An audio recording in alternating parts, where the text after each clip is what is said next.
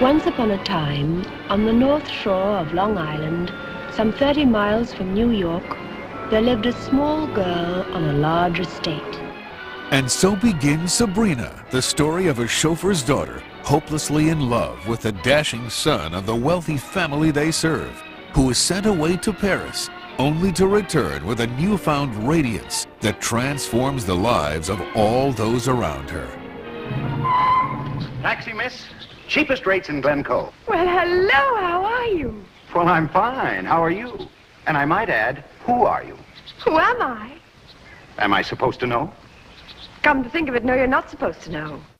This lush romantic comedy from Academy Award-winning director Billy Wilder, featuring Oscar winners Humphrey Bogart and William Holden, captivated audiences and critics alike and secured the legend of its Cinderella-like star, Audrey Hepburn.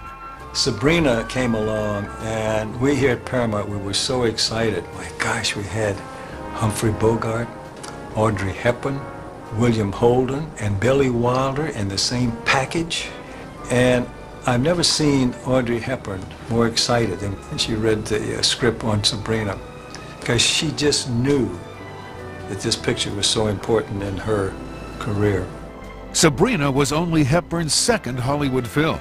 But after her stunning debut in Roman Holiday, Paramount was eager to capitalize on her skyrocketing popularity. I would like to say how very, very grateful I am for this beautiful award, and how grateful I am to those who enabled me to receive it.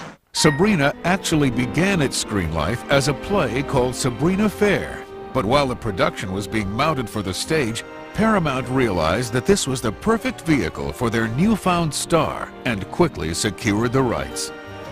New egg. 1, 2, 3. Correct. Take an egg. Correct.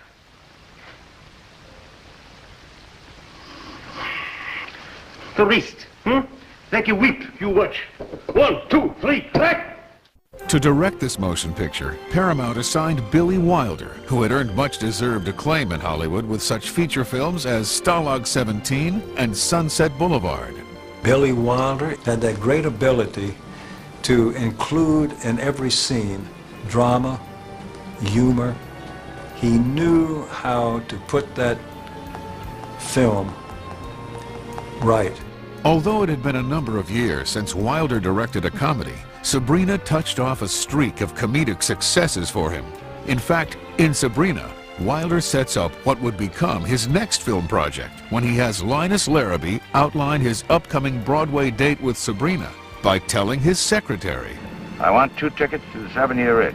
And even with 2 of Hollywood's best-known actors at her side, the heart and soul of Sabrina is Audrey Hepburn. David, I don't believe I know this young lady. Oh, yes, you do.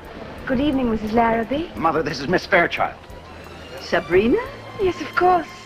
You didn't recognize me, did you? Have I changed? Have I really changed? You certainly have.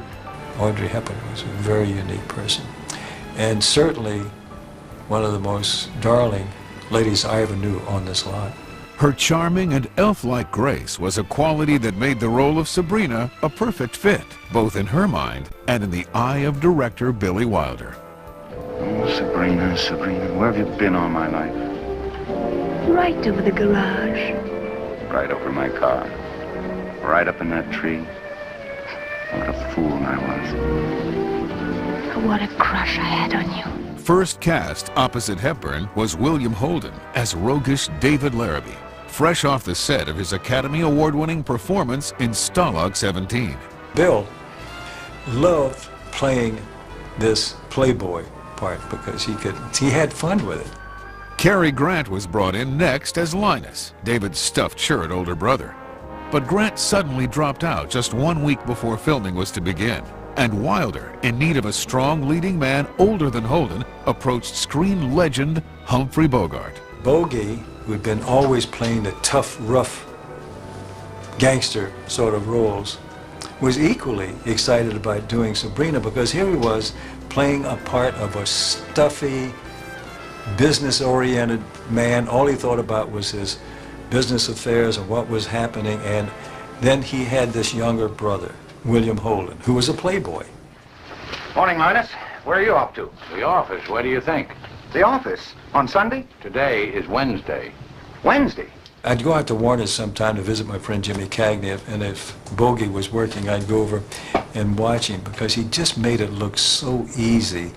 Inter-office memo, Linus Larrabee to David Larrabee. Dear David, this is to remind you that you are a junior partner of Larrabee Industries. Our building is located at 30 Broad Street, New York City. Your office is on the 22nd floor. Our normal week is Monday through Friday. Our working day is 9 to 5. Should you find this inconvenient, you are free to retire under the Larrabee pension plan. Having been with us 1 year, this will entitle you to 65 cents a month for the rest of your life. Bogey had this wonderful sense of humor. And he looked over at Holden, and he said, "That William Holden, take a look at him." He said, "You know, if I were as handsome as Bill Holden, I would not have any doubts as to why Bacall married me." Wilder rounded out his cast with a polished crew of supporting players, including Walter Hamden as the head of the Larrabee clan, John Williams II as Sabrina's chauffeur father, Francis X. Bushman, Ellen Corby, and as the soon-to-be jilted fiancée of David Larrabee, accomplished character actress Martha Heyer. Martha Heyer and I were buddies. When I first knew her was a brunette, she was under contract to RKO. And then Grace Kelly came out with the blonde. And Martha Heyer, I think because of Grace Kelly, decided to go blonde. Her whole career changed. Content that he had secured his dream cast, Wilder brought in the play's original writer, Samuel Taylor, to collaborate with him on the screenplay. But Taylor found his work with Wilder too taxing. So Wilder teamed up with screenwriter Ernest Lehman. Linus, will you do me a favor? Anytime. I know how these things bore you, but would you mind keeping an eye on Sabrina for me? Well, I've already thought of that. As a matter of fact, I'm taking her sailing this afternoon. Sailing? Uh-huh, in your boat. Honest? Huh? Oh, Sabrina. Production took place over the course of 7 weeks in October and November of 1953, with a budget of slightly more than $2 million, using the Long Island mansion of Paramount's then-president Barney Balaban and the sumptuous swimming pool of CBS founder Bill Paley for location work in New York. Once those exterior scenes were completed, the cast and crew moved to the Paramount lot in Hollywood. As a child, I used to watch you from the window over the garage, coming and going, always wearing your black Homburg and carrying a briefcase and an umbrella.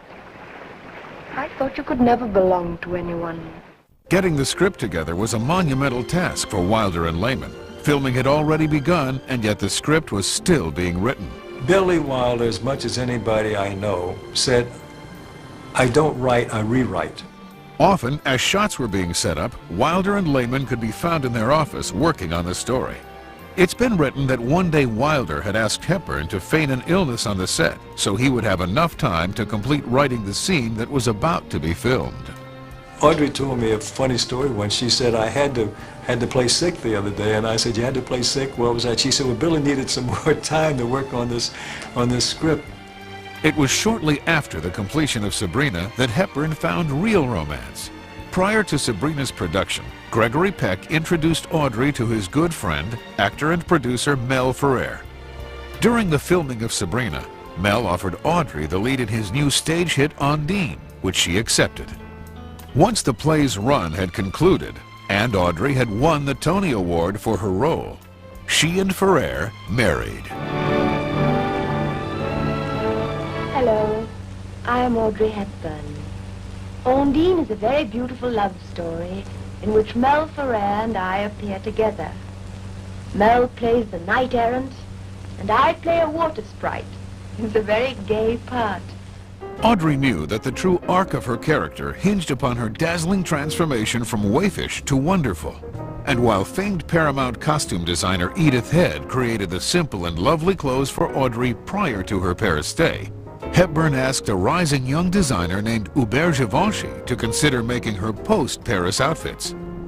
Even though the designer was surprised to discover that the Miss Hepburn waiting to see him wasn't Catherine, their collaboration on Sabrina was the beginning of an enduring friendship that crystallized her image as a fashion icon and made her a permanent fixture atop the best-dressed list.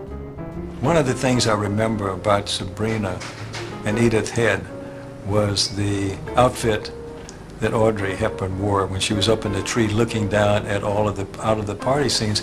And Edith was very right. She didn't want to make her look glamorous because that was to be later in the picture, but she wanted her to be attractive. I never can remember that garage girl's name. Sabrina. Sabrina. What right has a chauffeur got to call his daughter Sabrina? What would you suggest? Ethel? The premiere of Sabrina was a full-tilt Hollywood extravaganza, and the subsequent box office success was glorious. You won't be annoyed if I cry at the boat, will you, Sabrina? I'll be disappointed if you don't, Father. I'd feel so much better if only you'd be angry with me for allowing all this to happen. It wasn't your fault, Father. It was mine. Sabrina earned 6 Oscar nominations, including 1 for Audrey Hepburn's performance, 2 for Billy Wilder, 1 for his screenplay, and 1 for his direction, plus nominations for art direction, cinematography, and for Edith Head's costumes. Maybe you got smart, Linus. Or maybe you just got lucky, because you're here and she's out there. Brother, she would have taken you for plenty.